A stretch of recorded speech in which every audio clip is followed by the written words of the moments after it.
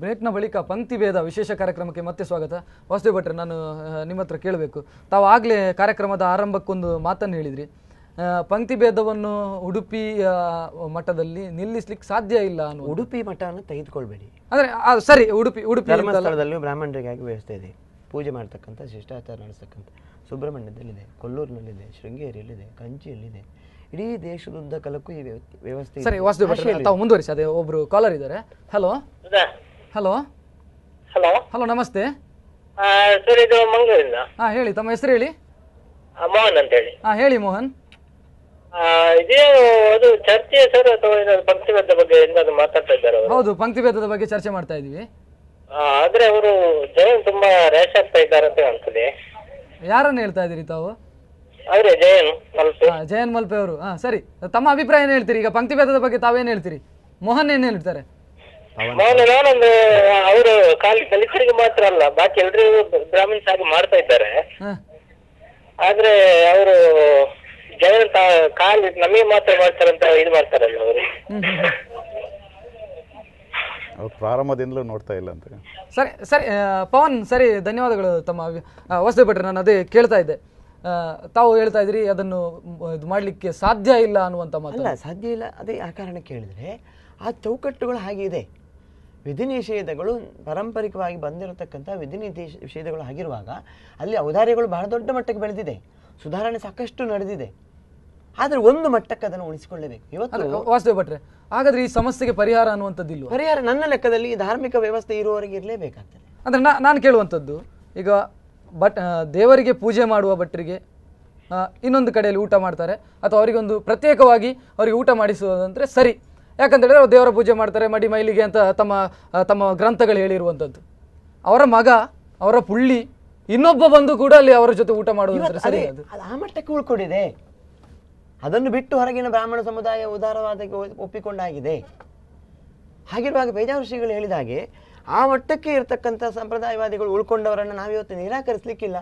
ನಾವು ಹೊರ ಕಳಿಸುದಾ? ಅದರಿಂದ ಅಲ್ಲಿಯ ಮಟ್ಟಕ್ಕೆ ಉಳ್ಕೊಂಡಿದೆ ಅನ್ನೋದನ್ನು ಒಪ್ಪಿಕೊಳ್ಳಿ.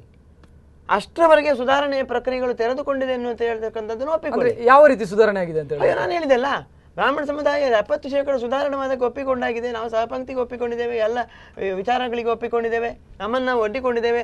ಸುಧಾರಣೆ ಹೆಜ್ಜೆ ಪ್ರಮುಖವಾಗಿ ಬ್ರಾಹ್ಮಣ ಸಮುದಾಯದ ಮಠಾಧೀಶರುಗಳು. ನನ್ನ ಪ್ರಶ್ನೆಗೆ ಅದು ಉತ್ತರ ಅಲ್ಲ. ನಾನು ಕೇಳಿರುವಂತದ್ದು, ಈಗ ಅರ್ಚಕರಿಗೆ ಪ್ರತ್ಯೇಕ ಭೋಜನ ಮಾಡಿ, ಅದೇ ಹೇಳಿದ್ದೇನು. ಇವತ್ತು ಅರ್ಚಕರ ವರ್ಗ ಅಂತಿದೆ. ಆ ಅರ್ಚಕರ ವರ್ಗ ಹೇಗಾಗ್ತದೆ? ಅವರ ತಂದೆ, ಅವರ ತಾಯಿ, ಹೆಂಡತಿ ಮಕ್ಕಳೆಲ್ಲ ಬಂದು ಅರ್ಚಕರಲ್ಲ. ಅದೇ ಮಾನಸಿಕ ಸ್ಥಿತಿಯಲ್ಲಿ ಇರ್ತಕ್ಕಂಥ ಸಾಂಪ್ರದಾಯಿಕವಾದಿಗಳು ಇದ್ದಾರೆ, 30%ವರೆಗೆ ಬಂದು ನಿಂತಿದ್ದಾರೆ ಅಂತ ತಕೊಳ್ಳಿ. ಅವರನ್ನು ನಿರಾಕರಿಸಲಿಕ್ಕೆ ಆಗುದಿಲ್ಲ. ನಾಳೆ ಬರೆದಿನ ಕ್ರಮಶಃ ಅವರು ಬದಲಾವಣೆ ಹೆಜ್ಜೆಯೊಂದಿಗೆ ಇರ್ತಾರೆ ಅನ್ನೋದನ್ನು ಒಪ್ಪಿಕೊಳ್ಳೋಣ, ನಿರೀಕ್ಷೆ ಮಾಡೋಣ. ಸರಿ, ವಾಸುದೇವ್ ಭಟ್ರೆ ಒಬ್ರು ಕಾಲರ್ ಇದ್ದಾರೆ. ಹಲೋ ಹಲೋ ಹಲೋ, ನಮಸ್ಕಾರ ಸರ್. ನಮಸ್ತೆ, ತಮ್ಮ ಹೆಸರು ಹೇಳಿ. ರಾಜೇಶ್ ಅಂತ ಉಡುಪಿಯಿಂದ. ಹೇಳಿ ರಾಜೇಶ್. ಈಗ ಮೊನ್ನೆ ಮಣಿಸ್ಥಾನದ ಬಗ್ಗೆ ಇಷ್ಟು ಮಾತಾಡ್ತಿದ್ದಾರೆ. ಈಗ ಮಣಿಸ್ಥಾನದಲ್ಲಿ ಯಾರು ದಲಿತರನ್ನು ತಗೊಂಡಲ್ಲಿ ಹೋಗಿ ಅಂತ ಹೊಳ್ಳಾಡಿ ಅಂತ ಯಾರು ದೂಡುದಿಲ್ಲಲ್ಲ. ಇದ್ರ ಬಗ್ಗೆ ಇಷ್ಟು ಫೈಟ್ ಮಾಡ್ಬೇಕಾದ್ರೆ ಸುಪ್ರೀಂ ಕೋರ್ಟಿಗೆ ಹೋಗಿ ಫೈಟ್ ಮಾಡಿ ಅಲ್ಲ. ಅಂದ್ರೆ ರಾಜೇಶ್, ನಾವು ಚರ್ಚೆಗೆ ತೆಗೆದುಕೊಂಡಿರುವಂತಹ ವಿಚಾರ ಪಂಕ್ತಿ ಭೇದ, ಮಡೆ ಸ್ನಾನದ ವಿಚಾರವನ್ನು ನಾವು ಈ ಹಿಂದೆ ಚರ್ಚೆ ಮಾಡಿದ್ದೇವೆ. ಆದ್ರೆ ತಾವೊಂದು ಉತ್ತಮ ವಿಚಾರವನ್ನು ಹೇಳ್ತಾ ಇದ್ರಿ. ಹೇಳಿ, ತಮ್ಮ ಅಭಿಪ್ರಾಯವನ್ನು ವ್ಯಕ್ತಪಡಿಸಿ, ಮತ್ತು ಪಂಕ್ತಿ ಭೇದದ ಬಗ್ಗೆಯೂ ಕೂಡ ತಮ್ಮ ಅಭಿಪ್ರಾಯವನ್ನು ವ್ಯಕ್ತಪಡಿಸಿ. ಪಂಕ್ತಿ ಭೇದ ಮುಂಚಿನಿಂದ ನಡೆಸಿಕೊಂಡು ಬಂದೆ. ಮೊನ್ನೆ ಲಾಠಿ ಚಾರ್ಜ್ ಆಯ್ತು, ನಾವು ಕಣ್ಣಾರೆ ನೋಡಿದೆ. ಅದ್ರಲ್ಲಿ ಒಂದೇ ಒಂದು ಉಡುಪಿ ಜಿಲ್ಲೆಯ ಜನ ಎಲ್ಲ ಬೇರೆ ಘಟ್ಟದಿಂದ ಬಂದವರನ್ನು ಹಣ ಕೊಟ್ಟು ತರಿಸಿ ಇಲ್ಲಿ ಸುಮ್ಮನೆ ಉಡುಪಿ ಎಫರ್ ಅಲ್ಲಿ ಮಾಡ್ತಿದ್ದಾರೆ ನೋಡಿ. ಅಲ್ಲಿ ಕೂಡ ರೋಡ್ ಬ್ಲಾಕ್. ಇವರಿಗೆ ಏನ್ ಸಮಸ್ಯೆ? ಪಂಕ್ತಿ ಭೇದ ಮಾಡ್ಲಿ ಅಲ್ಲ. ಇವರಿಗೆ ರಿಸರ್ವೇಶನ್ ಬೇಕು. ಈಗ ಎಕ್ಸಾಮ್ ಫೀಸ್ ಅಲ್ಲಿ 250 ರೂಪಾಯಿ ಬಾಕಿ ಇದ್ರೆ ಇವರಿಗೆ 20 ರೂಪಾಯಿ, ಅದೆಲ್ಲ ಆಗ್ತದೆ. ಇವರಿಗೆ ಪಂಕ್ತಿ ಭೇದ ಆಗುದಿಲ್ಲ ಯಾಕೆ? ಅವರಿಗೆ ಒಂದು ಶಿಷ್ಟಾಚಾರ ಅಂತ ಇರ್ತದಲ್ಲ, ಅದನ್ನು ಫಾಲೋ ಅಪ್ ಮಾಡ್ಲಿ. ದೇವರು ಹಾಗೆ ನಾಳೆ ಹೇಳ್ತಾರೆ ನಮ್ಗೆ ಪೂಜೆ ಮಾಡಿ ಕೊಡಿ ಅಂತ ಮಠದಲ್ಲಿ ಹೋಗಿ. ಹಾಗೆಲ್ಲ ಅವ್ರು ಹೇಳಿದ್ ಕೇಳಲಿಕ್ಕೆ ಆಗ್ತದ? ಅರ್ಥ ಮಾಡ್ಕೊಳ್ಬೇಕು. ಒಟ್ರಾಸಿ ಇದುಂಟಂತ ಯಾಕೆ ಉಡುಪಿ ಮಠವನ್ನೇ ಟಾರ್ಗೆಟ್ ಮಾಡುದು? ಬೇರೆ ದೇವಸ್ಥಾನದಲ್ಲಿ ಪಂಕ್ತಿ ಭೇದ ಆಗುದಿಲ್ವಾ? ದಮ್ಮಿಲ್ವಾ ಇವರ ಹತ್ರ ಬೇರೆ ದೇವಸ್ಥಾನದಲ್ಲಿ ಹೋಗಿ ಗಲಾಟೆ ಮಾಡ್ಲಿಕ್ಕೆ? ತಿರುಪತಿಗೆ ಹೋಗಿ ಗಲಾಟೆ ಮಾಡ್ಲಿ ಅಲ್ಲ. ಸರಿ ಸರಿ ರಾಜೇಶ್, ಧನ್ಯವಾದಗಳು. ಜಯನ್ ಮಲ್ಪೇರ್ ಅವರು, ರಾಜೇಶ್ ಅವರು ಕೂಡ ಅದೇ ಮಾತನ್ನು ಹೇಳ್ತಾ ಇದ್ದಾರೆ. ನೀವು ಹೊರಗಿನವರಿಂದ ತಂದು ಪ್ರತಿಭಟನೆ ಮಾಡಿದ್ದೀರಿ, ಇಲ್ಲಿನವರಿಗೆ ಶ್ರದ್ಧೆ ಅಥವಾ ಭಕ್ತಿ ಇದೆ. ಉಡುಪಿಯ ಪಂಕ್ತಿ ಭೇದದ ಬಗ್ಗೆ ತಕರಾರು ಕೂಡ ಇಲ್ಲ. ಇಲ್ಲ, ಅದು ಸುಳ್ಳದು.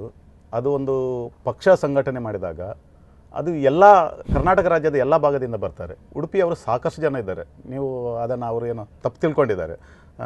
ಸ್ವಲ್ಪ ಹೆಚ್ಚು ಬಸ್ಸಲ್ಲಿ ಬಂದವರು ಸ್ವಲ್ಪ ಬೇರೆ ರಾಜ್ಯದಿಂದ ಇರ್ಬೋದು. ಉಡುಪಿ ಜಿಲ್ಲೆಯವರು ಸಾಕಷ್ಟು ಇದ್ದಾರೆ. ಮತ್ತು ಉಡುಪಿ ಜಿಲ್ಲೆಯವರು ಸಾಕಷ್ಟು ನಾಯಕತ್ವವನ್ನು ವಹಿಸಿ ಹೋರಾಟ ಮಾಡೋದನ್ನು ಪ್ರತಿನಿತ್ಯ ನೀವು ಪತ್ರಿಕೆಯಲ್ಲಿ ಓದ್ತೀರಿ, ಮಾಡ್ತಾ ಇದ್ದೀರಿ. ಆ ನಂತರನೂ ಕೂಡ ಪ್ರತಿಭಟನೆ ಮಾಡಿದ್ದು ಉಡುಪಿ ಜಿಲ್ಲೆಯಲ್ಲಿ ನೀವು ಕಂಡಿದ್ದೀರಿ ಜನರನ್ನು.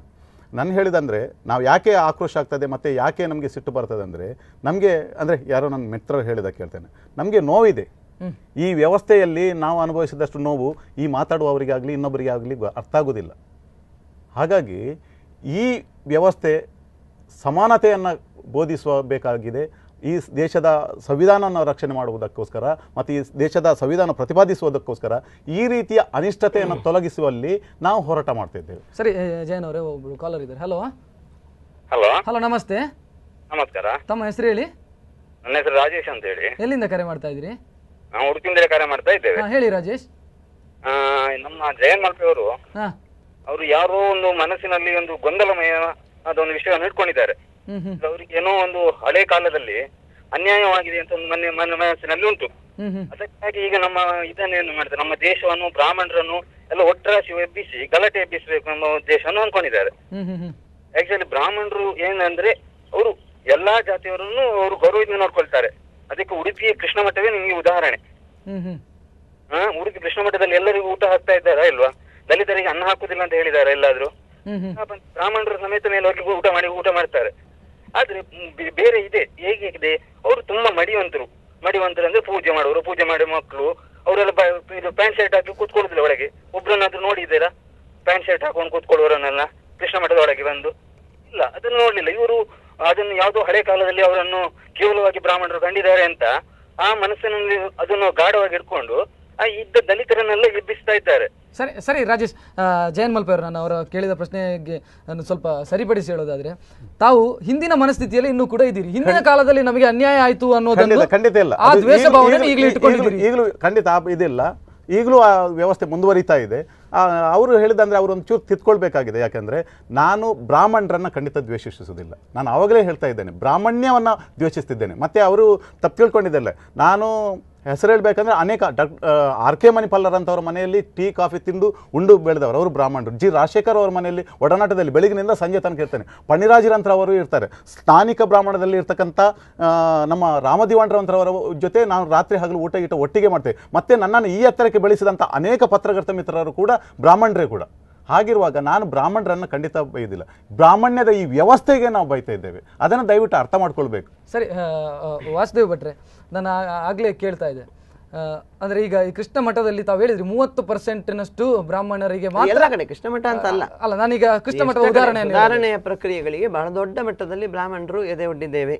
ಅಂದ್ರೆ ಈಗ ಕೃಷ್ಣ ಮಠದಲ್ಲಿ 30% ಅಂದ್ರೆ ಯಾರು? ಅದು ಈಗ ಹೇಳಿದಲ್ಲ, ಈಗ ಉಳಿದ ಪಂಕ್ತಿ ಮಾನಸಿಕವಾಗಿ ನಾವಿನ್ನೂ ಕೂಡ ಪರಂಪರೆಯನ್ನು ಉಳಿಸಿಕೊಳ್ಳುವ ಒಳ್ಳೆ ರಾಜಕೀಯದವರು ಉತ್ತರ ಕೊಡ್ತಾರೆ. ಬದಲಾವಣೆ ಏನಾಗಿದೆ? ಸಂಪ್ರದಾಯವಾದಿಗಳು ಅಂತ ಹೇಳ್ತಾರೆ. ಯಾರು ಯಾರು ಅಂದ್ರೆ ಬ್ರಾಹ್ಮಣರಲ್ಲೂ ಹಲವಾರು ಶಿಷ್ಟಾಚಾರಗಳನ್ನು ಕಟ್ಟುನಿಟ್ಟಾಗಿ ಪಾಲನೆ ಮಾಡಿಕೊಂಡು ಬಂದವರು ಇದ್ದಾರೆ. ಶಿವಳ್ಳಿ ಸ್ಮಾರ್ತರು ಅಂತ ನಾನು ಅಂದ್ರೆ ನಿನ್ನೆ ಪ್ರೆಸ್ ಮೀಟ್ ನಲ್ಲಿ ಪೇಜಾವರ ಸ್ವಾಮಿಗಳು ಹೇಳಿರುವಂತದ್ದು, ಯಾವುದೋ ಒಂದು ವಿಶಿಷ್ಟ ದ್ವೈತ ಸಿದ್ಧಾಂತವನ್ನು ನಂಬಿದಂತ ಬ್ರಾಹ್ಮಣರಿಗೆ ಮಾತ್ರ ನಾವು ಇನ್ನೊಂದು ಪಂಕ್ತಿಯಲ್ಲಿ ಊಟ ಕೊಡ್ತೇವೆ, ಬಾಕಿಯವರು ಮಾಡ್ಕೊಂಡು ಹೋಗ್ತಾರೆ. ಖಂಡಿತ ಸರಿ ಅಂತ ಅನಿಸ್ತದ? ಖಂಡಿತ ಅದೇ ಹೇಳಿದಲ್ಲ, ಆ ಸಾಂಪ್ರದಾಯಿಕವಾದಿಗಳಲ್ಲಿ ಅದನ್ನು ಪಾಲನೆ ಮಾಡಿಕೊಂಡು ಬರ್ತಾ ಇರೋರಿಗೆ ವ್ಯವಸ್ಥೆ ಬೇಕು. ನಾಳೆ ನಾನು ಕೇಳ್ತೇನೆ, ಒಂದು ಸಮುದಾಯ, ಈಗ ಗಾಣಿಗ ಸಮುದಾಯ ಅಂತ ಒಂದು ಎಕ್ಸಾಂಪಲ್ ತೆಗೆದುಕೊಳ್ಳಿ. ಗಾಣಿಗ ಸಮುದಾಯದ ಒಂದು 500 ಜನ ಕೃಷ್ಣ ಮಠಕ್ಕೆ ವಿಸಿಟ್ ಮಾಡ್ತಾರೆ. ಅವ್ರು ಹೇಳ್ತಾರೆ, ನಾವು ಒಂದು ಸಿದ್ಧಾಂತವನ್ನು ನಂಬಿದವರು, ನಾವು ಉಳಿದವರ ಜೊತೆ ಊಟ ಮಾಡೋದಿಲ್ಲ, ಬ್ರಾಹ್ಮಣರ ಜೊತೆಯೂ ನಮಗೆ ಊಟ ಆಗೋದಿಲ್ಲ, ನಮಗೆ ಬೇರೆ ಊಟದ ವ್ಯವಸ್ಥೆ ಮಾಡಿಕೊಡಿ. ಆಗ ವ್ಯವಸ್ಥೆ ಮಾಡಿಕೊಡ್ತೀರಾ? ಯಾಕಂತ ಹೇಳಿದ್ರೆ ಪೇಜಾವರ ಸ್ವಾಮಿ ನಿನ್ನೆ ಹೇಳಿರೋ ಪ್ರಕಾರ ಅವರು ಉಪವಾಸದಿಂದ ಹೋಗಬಾರ್ದು, ಉಪವಾಸ ಇಟ್ಕೊಂಡು ಹೋಗಬಾರ್ದು ಅನ್ನೋ ಕಾರಣಕ್ಕಾಗಿ ನಾವು ಕೊಡುವಂಥದ್ದು. ಕೊಡ್ತೀರಾ ಅಂತ ನನ್ನ ಪ್ರಶ್ನೆ. ಅಲ್ಲಲ್ಲ, ಹಾಗೆ ಕೊಡ್ಲಿಕ್ಕೆ ಆಗುದಿಲ್ಲ. ಅವರು ಹೇಳಿದ್ದು ಆ ಪರಂಪರೆಯಿಂದ ಅದನ್ನ ಸಂಪ್ರದಾಯವನ್ನು ಉಳಿಸಿಕೊಂಡು ಬಂದದ್ದು, ನಿನ್ನೆ ಮೊನ್ನೆಯಿಂದ ಅಲ್ಲ. ಆ ಪರಂಪರೆಯಿಂದ ಅದೇ ಪರಂಪರೆಯನ್ನು ಉಳಿಸಿಕೊಂಡು ಒಂದು ಸಮುದಾಯ ಬರ್ತದೆ. ಬರಲಿ, ಬೇಡರ ಸಮುದಾಯ, ಹಕ್ಕಿ ಪಿಕ್ಕಿ ಸಮುದಾಯ ಆವಾಗಲಿಂದ ಹೇಳ್ತೀನಿ. ಯಾವುದೇ ಕೂಡ ನಾನು ಹೇಳಿದ್ದು ಒಂದು ವಿಚಾರ ಹೇಳ್ತೇನೆ, ಊಟ ಹಾಕುವಂತದ್ದು ಊಟ ಇವತ್ತು ಯಾರಿಗೂ ನಿರಾಕರಿಸ್ತಾ ಇಲ್ಲ. ಈ ಪಂಕ್ತಿ ಭೇದ ಉಳ್ಕೊಂಡಿದೆ. ಧರ್ಮದ ನೆಲೆಯಲ್ಲಿ ಬರ್ತದೆ. ನಾನು ಅದಕ್ಕೆ ಹೇಳಿದ್ದು, ಯಾವ ಧರ್ಮ ಚಾಲನೆಯಲ್ಲಿ ಇರುವುದಿಲ್ವಾ? ಅಂದ್ರೆ ನಿಂತ ನೀರಾಗಿರ್ತದ? ನೀವು ಅದನ್ನೇ ಹೇಳ್ಬೇಕು, ನನಗೆ ಉತ್ತರ ಕೊಡ್ಬೇಕಲ್ಲ. ವಾಸುದೇವ್ ಭಟ್ರ ಉತ್ತರವನ್ನು ಆ ಧರ್ಮದ ಈ ಪಾರಂಪರಿಕವಾಗಿ ಆ ಮೌಲ್ಯಗಳನ್ನು ಉಳಿಸಿಕೊಂಡು ಬಂದವರಿಗೆ ಊಟ ನೀರು ಅಂದ್ರೆ ಆ ಮೌಲ್ಯವನ್ನು ಉಳಿಸಿಕೊಂಡು ಬಂದಂತದ್ದು ಬ್ರಾಹ್ಮಣರು ಮಾತ್ರವೋ? ಖಂಡಿತ ಅಲ್ಲ. ಇವತ್ತಿನ ಸ್ಥಿತಿಯಲ್ಲಿ ಅದೇ ಇದೆ. ಶಿಷ್ಟಾಚಾರಗಳು, ವಿಧಿ ನಿಷೇಧಗಳು ಅಲ್ಲಿ ಅದೇ ಪ್ರಕಾರ ಇದೆ. ವೈದಿಕ ಸಿದ್ಧಾಂತಗಳು, ವೈದಿಕ ಸಂಪ್ರದಾಯಗಳು, ಆ ವೈದಿಕ ಸಂಪ್ರದಾಯಗಳು ವೇದದ ಹಿನ್ನೆಲೆಯಲ್ಲಿ ಬಂದಿರತಕ್ಕಂತ ಅನುಷ್ಠಾನಗಳನ್ನು ಮಾಡಿಸಿಕೊಂಡು ಬಂದ ಪರಂಪರೆ. ನಾನು ವೈದಿಕ ಸಿದ್ಧಾಂತವನ್ನು ನಂಬಿಕೊಂಡು ಬಂದಂತ ಒಬ್ಬ ವ್ಯಕ್ತಿ ಆಗಿರ್ತೇನೆ. ಜನಿವಾರ ಧರಿಸಿರೋದಿಲ್ಲ. ಜನಿವಾರ ಬೇಕೇ ಬೇಕು. ಜನಿವಾರ ಬೇಕೇ. ಜನಿವಾರ ನಮಗೆ ಪರಂಪರೆ ಹಕ್ಕದು. ಹಕ್ಕಲ್ಲ. ನಾನು ಸಸ್ಯಾಹಾರ ಮಾಡ್ತೇನೆ, ನಾನು ಬೆಳಿಗ್ಗೆ ಸಂಧ್ಯಾ ವಂದನೆ ಮಾಡ್ತೇನೆ, ಗಾಯತ್ರಿ ಮಂತ್ರ ಜಪ ಮಾಡ್ತೇನೆ. ಜಯನ್ ಮಲ್ಪೆ ಅವರೇ, ಕೇವಲವಾಗಿ ಸಿಟ್ಟಾಗಬೇಡಿ. ಈ ಜನಿವಾರ ಅಂತ ಹೇಳುವಂತಹದ್ದು ಪರಂಪರೆಯಿಂದ ನನಗೆ ಕೊಟ್ಟಂತಹ ನೀವು ಸಿಟ್ಟಾಗಬೇಡಿ. ಜನಿವಾರ ಇಲ್ಲ ಅಂದ್ರೆ ಇವರಿಗೆ ಹೊರಗೆ ಜನಿವಾರ ಇದ್ರೆ ಇವರಿಗೆ ಊಟ ಹಾಕೋದಿಲ್ಲ. ಅದೇ ಊಟ ಹಾಕೋದಿಲ್ಲ.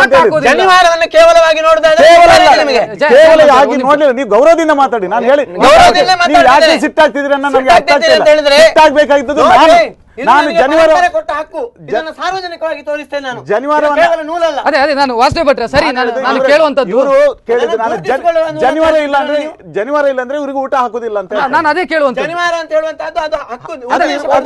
ಒಬ್ಬ ವ್ಯಕ್ತಿಯ ಶ್ರೇಷ್ಠತೆಯನ್ನು ಅಳೆಯೋದು ಜನಿವಾರವನ್ನು. ಶ್ರೇಷ್ಠತೆ ಅಲ್ಲ, ಅಲ್ಲಿ ಬ್ರಹ್ಮಜ್ಞಾನವನ್ನ ಪರಂಪರೆಯಿಂದ ಹಡ್ಕೊಂಡು ಬಂದಿದ್ದಾನೆ. ಇಲ್ಲ, ನಾನು ಬೆಳಿಗ್ಗೆ ಎದ್ದು ಗಾಯತ್ರಿ ಮಂತ್ರ, ಸಂಧ್ಯಾ ವಂದನೆ ಎಲ್ಲವನ್ನು ಮಾಡ್ತೇನೆ ಅಂತ ಅನ್ಕೊಳ್ಳಿ. ತಂದೆಯಿಂದ ಮಗನಿಗೆ ಬರಬೇಕು, ಆ ಪರಂಪರೆಯಿಂದಲೇ ಬಂದಿರಬೇಕು. ಅದು ಇವತ್ತು ಕೂಡ ಗಾಯತ್ರಿ ಮಂತ್ರ ಉಪದೇಶ ಮಾಡುವುದು ಯಾರೊಬ್ಬ ಪುರೋಹಿತರಲ್ಲ.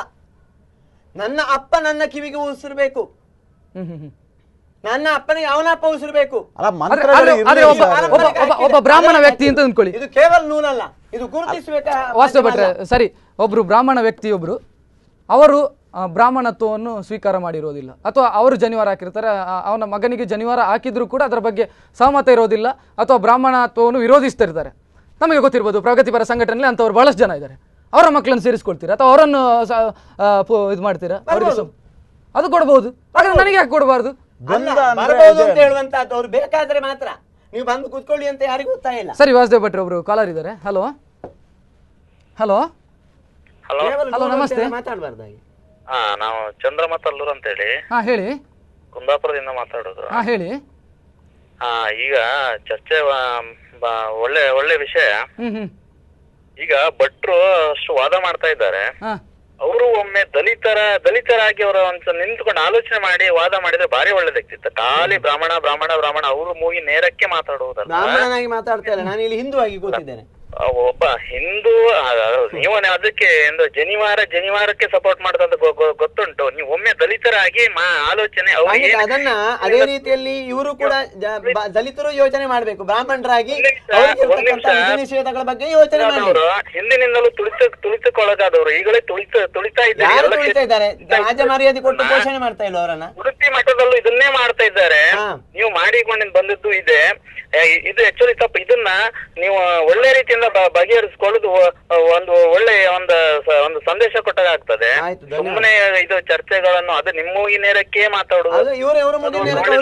ಅವರ ಅಭಿಪ್ರಾಯ ಕೇಳಿ. ಸರಿ ಸರಿ, ಧನ್ಯವಾದ ವಾಸುದೇವ್ ಭಟ್ರೆ. ನನಗೆ ಆ ಪ್ರಶ್ನೆಗೆ ಉತ್ತರ ಸಿಕ್ಲಿಲ್ಲ.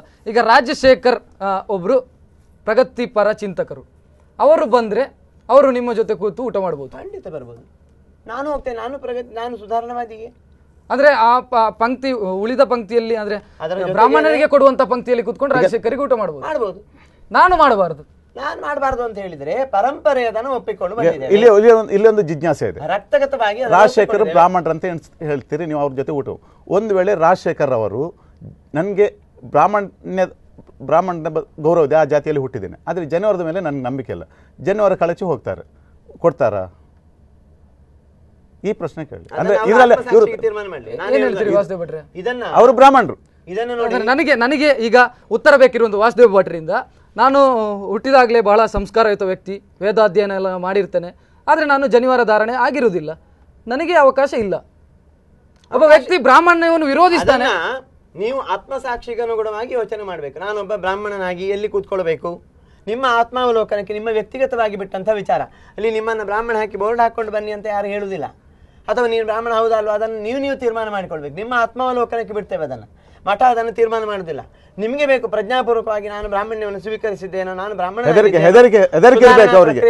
ಹೆದರಿಕೆ ಇದ್ರೆ ಅದನ್ನು ನೀವು ನಿಮ್ಮ ನಿಮ್ಮ ನಿಮ್ಮ ಏನೇ ಶಬ್ದ ಹಾಕೊಳ್ಳಿ, ಅದನ್ನು ನೀವು ಆತ್ಮ ನಾನು ತೀರ್ಮಾನ ಮಾಡ್ಬೇಕು. ನಾನು ಇವತ್ತು ಸುಧಾರಣೆಗೆ ಪ್ರಕ್ರಿಯೆ ಒಟ್ಟಿಕೊಂಡವನೇ, ನಾನೇ ಒಳಗೆ ಹೋಗಿ ಕೂತ್ಕೊಳ್ಬೇಕಾ ಬೇಡವಾ? ನನಗೆ ಬೇಡ ಅನ್ಸಿದ್ರೆ ಬೇಡ, ಬೇಕು ಅನ್ಸಿದ್ರು ಅಲ್ಲಿ ಕೂತ್ಕೊಳ್ಳಿ. ನನಗೆ ಕೆಲವು ಸರಿ ಏನು ಅನಿಸ್ತದೆ, ನಾನು ಇವತ್ತು ಸುಧಾರಣೆಗೆ ಒಪ್ಪಿಕೊಂಡವ, ಆದ್ರೂ ತುಂಬಾ ಕಟ್ಟರಾಗಿ ಬ್ರಾಹ್ಮಣ ಸಂಪ್ರದಾಯವನ್ನು ಪಾಲನೆ ಮಾಡಿಕೊಂಡು ಬಂದವರೊಟ್ಟಿಗೆ ಹೋಗ್ಲಿಕ್ಕೆ ನನಗೂ ಕೆಲವು ಸಮುದ್ರ ಆಗ್ತದೆ, ನಾನು ಕೂತ್ಕೊಳ್ಳೋದು. ನಾನು ಕೇಳುವಂಥದ್ದು, ಈಗ ನಾನು ಆಗ್ಲೇ ಮತ್ತೊಮ್ಮೆ ಅದನ್ನು ರೀಕಾಲ್ ಮಾಡಬೇಕಾಗ್ತದೆ.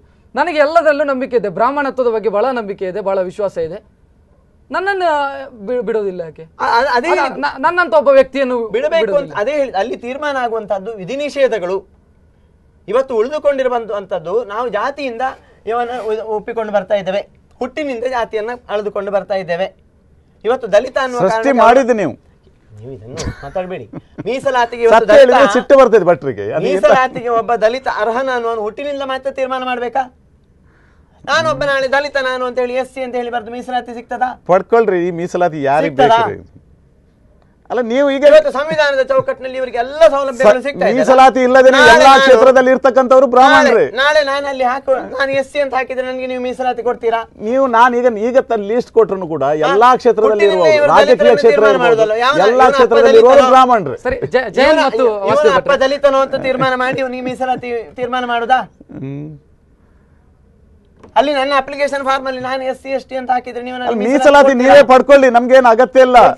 ನಾನು ಹೇಳ್ತಿರೋದು ಈ ದೇಶದ ಅಧಿಕಾರ ನಮ್ಗೆ ಸಲ್ಲುವಂತದ್ದು, ಅನುಸಾರವಾಗಿ ನಡಿಬೇಕು ಹೇಳ್ತೀರಿ. ಅಲ್ಲ ಅಲ್ಲಿ ಹೇಳಿದ ಅದು ಮತ್ತೆ ಅದರ ಮೇಲೆ ನಿಮ್ಗೆ ಕಣ್ಣ ಅಂತ ಸಂವಿಧಾನದ ಮೇಲೆ ನಿಮ್ಗೆ ಮೀಸಲಾತಿಯನ್ನು ಸರಿ, ಪಡ್ಕೊಳ್ತೀರಿ. ನಾನು ಇಬ್ಬರ ಜೊತೆ ಮಾತಾಡ್ತೇನೆ. ಅದಕ್ಕಿಂತ ಮೊದಲು ನಾವು ಕಾರ್ಯಕ್ರಮದಲ್ಲಿ ಒಂದು ಪುಟ್ಟ ಬ್ರೇಕ್ ಅಂತ ತೆಗೆದುಕೊಳ್ಬೇಕಾಗಿದೆ. ವೀಕ್ಷಕರಿಗೆ ಕಾರ್ಯಕ್ರಮದಲ್ಲಿ ಒಂದು ಪುಟ್ಟ ಬ್ರೇಕ್.